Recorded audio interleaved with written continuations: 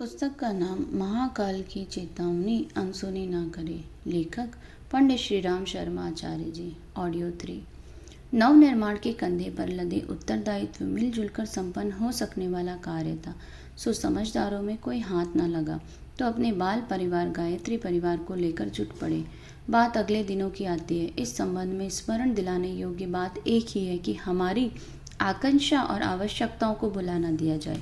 समय विकट है। प्रत्येक परिजन का भाव भरा सहयोग हमें चाहिए। हमारी वसीयत और विरासत 174। गायत्री परिवार का हर व्यक्ति बड़ा है। छोटेपन का उसने मुखौटा भर पहन रखा है। उतारने भर की देर है कि उसका असली चेहरा दृष्टिगोचर होगा। हमें हमारे मार्गदर्शक ने एक पल में क्षुद्रता का लवादा झटक कर महानता को परिधान पहना दिया था। इस कायाकल्प में मात्र इतना ही हुआ था कि लोभ मोह की कीचड़ से उबड़ना पड़ा। जिस तिस के परामर्शों आग्रहों की उपेक्षा करनी पड़ी और आत्मा परमात्मा के संयुक्त निर्णय को शिरोधार्य करने का साहस जुटाना पड़ा। इसके बाद एकाकी नहीं रहना पड़ा। हमारी वसीयत और विरासत 174। इस समय जो भगवान के भक्त हैं, जिन्हें इस संसार के प्रति दर्द है, उनके नाम हमारा यही संदेश है कि वे अपने व्यक्तिगत लाभ के कार्यों में कटौती करें एवं भगवान का काम करने के लिए आगे आएं। अगर इस समय भी आप अपना मतलब सिद्ध करते रहे और मालदार बनते रहे तो पीछे आपको बहुत पछताना पड़ेगा। अब आपकी इज्जत नहीं, हमारी इज्जत है। हमारी और मिशन की इज्जत की रक्षा करना अब आपका काम है। गुरु पूर्णिमा संदेश 1980। भगवान कृष्ण ने महाभारत के उपरांत राजसूय यज्ञ में आग्रह पूर्वक आगंतुकों के पैर धोने का काम अपने जिम्मे लिया था और सज्जनोचित विनम्रता का परिचय दिया था। गांधी जी कांग्रेस के पदाधिकारी नहीं रहे, किंतु फिर भी सबसे अधिक सेवा करने और मान पाने में समर्थ हुए। चाणक्य की झोपड़ी में रहते थे ताकि राजमत उनके ऊपर ना चढ़े और किसी साथी के मन में प्रधानमंत्री का टाट बाट देखकर वैसी ही ललक ना उठे। राजा जनक हल जोतते थे। बादशाह नसरुद्दीन टोपी सीकर गुजारा करते थे। यह वे उदाहरण हैं जिनसे साथियों को अधिक विनम्र और संयमी बनने की प्रेरणा मिलती है। प्रज्ञा अभियान के दर्शन स्वरूप 32। हनुमान ने कितनी उपासना की थी। नल नील जामवंत अर्जुन ने कितनी पूजा एवं तीर्थ यात्रा की थी। ये हम नहीं कह सकते, परंतु उन्होंने भगवान का काम किया था। ये लोग घाटे में नहीं रहे। इस समय महाकाल कुछ गलाई ढलाई करने जा रहे हैं। अब नए व्यक्ति, नई परंपराएं, नए चिंतन उभर कर आएंगे। अगले दिनों यह सोचकर अचंभा करेंगे, कितने कम समय में इतना परिवर्तन कैसे हो गया। अगर इस समय को पहचान पाए तो आप सच्चे अर्थों में भाग्यवान बन सकते हैं। गुरु पूर्णिमा संदेश 1980। हम आत्मीयता के क्षेत्र व्यापक करें। कुछ लोगों को ही अपना मानने और उन्हीं की फरमाइशें पूरी करने, उपहार लादते रहने के व्यामोह दलदल में ना फंसे। अपनी सामर्थ्य को सत प्रवृत्ति संवर्धन में लगाएं। देश, धर्म, समाज और संस्कृति को प्यार करें। आत्मीयता को व्यापक बनाएं। सबको अपना और अपने को सबका समझें। इस आत्म विस्तार का व्यवहारिक स्वरूप लोक मंगल की सेवा साधना से ही निखरता है। उदारता बरतें और बदले में आत्मसंतोप, लोक सम्मान तथा दैवी अनुग्रह की विभूतियां कमाएं। प्रज्ञा अभियान के दर्शन स्वरूप 39। संत, सुधारक और शहीद सामान्य जनजीवन से ऊंचे स्तर के होने के कारण छोटे बड़े अवतारों की गिनती में आते हैं। संत अपनी सज्जनता से मानव जीवन के सदुपयोगों का आदर्श प्रस्तुत करते हैं। जनजीवन पर छाए निकृष्ट चिंतन और दुराचरण से जूझने का प्रबल पराक्रम सुधारकों को करना होता है। शहीद वे होते हैं जो स्वार्थ को परमार्थ में उत्सर्ग कर देते हैं। अपने दायरे को वे शरीर परिवार तक सीमित न रख विश्व नागरिक जैसा बना लेते हैं। प्रज्ञा अभियान 1983 जुलाई। उपदेश तो बहुत पा चुके हो, किंतु उसके अनुसार क्या तुम कार्य करते हो? अपने चरित्र का संशोधन करने में अभी भी क्या किसी अन्य की राह देख रहे हो? तुम तो अब श्रेष्ठ कार्य करने की योग्यता प्राप्त करो। विवेक बुद्धि की किसी प्रकार अब उपेक्षा न करो। अपने चरित्र का संशोधन करने में लापरवाही करोगे या प्रयत्न में ढिलाई करोगे तो उन्नति कैसे हो सकती है? अपने शुभ अवसरों को न खोकर जीवन रण क्षेत्र में प्रबल पराक्रम से निरंतर अग्रसर होकर विजय प्राप्त करने के लिए सदैव तत्पर रहना सीखो। अखंड ज्योति 1964। हमारी अभिलाषा है कि गायत्री परिवार का हर सदस्य उत्कृष्ट प्रकार के व्यक्तित्व से संपन्न भारतीय धर्म और संस्कृति का सिर ऊंचा करने वाला सज्जन व्यक्ति बने। उसका जीवन उलझनों और कुंठाओं से भरा हुआ नहीं, वरन आशा, उत्साह, संतोष एवं मस्ती से भरा हुआ बीते। अपनी श्रेष्ठता का अनुकरणीय आदर्श उपस्थित करना, इसी कसौटी पर हमारी वास्तविकता अब परखी जानी है। अब तक उपदेशों का कितना प्रभाव अंतःकरण पर हुआ, इस प्रश्न का उत्तर अब हमें आचरण द्वारा ही देना पड़ेगा। अखंड ज्योति 1964। छोटे छोटे मकान पुलों को मामूली ओवरसियर बना लेते हैं, पर जब बड़ा बांध बनाना होता है तो बड़े इंजीनियरों की आवश्यकता पड़ती है। मेजर ऑपरेशन छोटे अनुभवहीन डॉक्टरों के बस की बात नहीं, उसे सिद्धहस्त सर्जन ही करते हैं। समाज में मामूली गड़बड़ियां तो बार बार होती हैं, उठती रहती हैं। उनका सुधार कार्य सामान्य स्तर के सुधारक ही कर लेते हैं। जब पाप अपनी सीमा का उल्लंघन कर देता है, मर्यादाएं टूटने लगती हैं, तो महासुधारक की आवश्यकता होती है। तब इस कार्य को महाकाल स्वयं करते हैं। प्रज्ञा अभियान 1983 जून। आज आदर्शवादिता कहने सुनने भर की वस्तु रह गई है। उसका उपयोग कथा, प्रवचन और स्वाध्याय सत्संगों तक ही सीमित है। आदर्शों की दुहाई देने और प्रचलनों की लकीर पीटने से कुछ बनता नहीं। इन दिनों वैसा ही हो रहा है। अस्तु दीपक तले अंधेरा होने जैसी उपहासास्पद स्थिति बन रही है। आवश्यकता इस बात की है कि सांस्कृतिक आदर्शों को व्यवहारिक जीवन में प्रवेश मिले। हम ऋषि परंपरा के अनुगामी हैं, उन नरवीरों की संतानें हैं। यह ध्यान में रखते हुए आदर्शों की प्रवंचना से बचा ही जाना चाहिए। वाङ्मय क्रमांक 35, पेज 1.12। इन दिनों सामाजिक प्रचलनों में अनैतिकता, मूढ़ मान्यता और अवांछनीयता की भरमार है।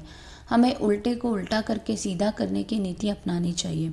इसके लिए नैतिक, बौद्धिक और सामाजिक क्रांति आवश्यक अनुभव करे और उसे पूरा करने में कुछ उठा न रखे। आत्म सुधार में तपस्वी, परिवार निर्माण में मनस्वी और समाज निर्माण में तेजस्वी की भूमिका निभाएं। अनीति के वातावरण में मूक दर्शक बनकर न रहें। शौर्य, साहस के धनी बने और अनीति उन्मूलन तथा उत्कृष्टता अभिवर्धन में प्रखर पराक्रम का परिचय दें। प्रज्ञा अभियान के दर्शन स्वरूप 40। 20वीं सदी का अंत और 21वीं सदी का आरंभ युग संधि का ऐसा अवसर है जिसे अभूतपूर्व कहा जा सकता है। शायद भविष्य में इसकी पुनरावृत्ति कभी न हो। अपने मतलब से मतलब रखने का आदिमकालीन सोच अब चल न सकेगा। इन दिनों महाविनाश एवं महासृजन आमने सामने खड़े। इनमें से एक का चयन सामूहिक मानवीय चेतना को ही करना पड़ेगा। देखना इतना भर है कि इस परिवर्तन काल में युग शिल्पी की भूमिका संपादन के लिए श्रेय कौन पाता है। अखंड ज्योति 1988 सितंबर। प्रखर प्रतिभा संकीर्ण स्वार्थपरता से ऊंची उठी होती है।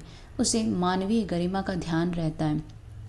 उसमें आदर्शों के प्रति अनन्य निष्ठा का समावेश रहता है।